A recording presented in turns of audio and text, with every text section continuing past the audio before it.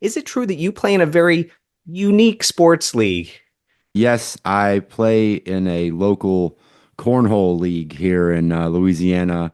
Got my boys in the Madisonville Baggers. I gotta rep right. I rep the squad here. But yeah, I love those kind of weird bar games. It's like throwing a beanbag in a hole, but it's way harder than it sounds. So That's yeah. a powerful shout out to the local Louisiana team.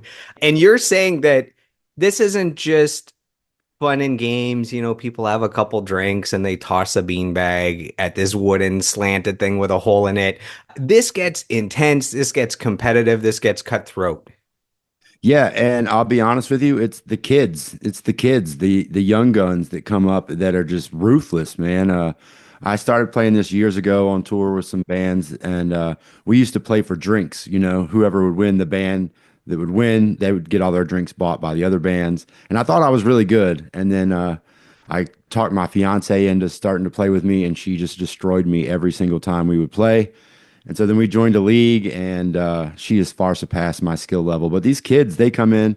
I had a kid not long ago that was playing me in a tournament, and he just destroyed me. And on the last bag he threw it. It looked right at me and walked off before the bag even landed. It went in. He basically mic dropped me and then walked off. So I gotta get my get back on him when I see him next.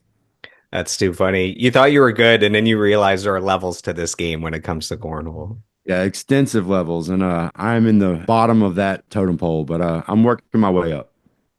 It's funny that you mentioned that you play it with bands while on tour. The more I interview bands, you hear about the things that they're up to on the road. And a lot of bands, they pick up some kind of hobby or sport or something athletic to stay busy, to stay in shape, to stay out of trouble. So you hear about all these, for some reason, heavy bands where musicians are into the martial arts. So you have Maynard from Tool, Jiu-Jitsu. You have members of Five Finger Death Punch and Seether into that stuff.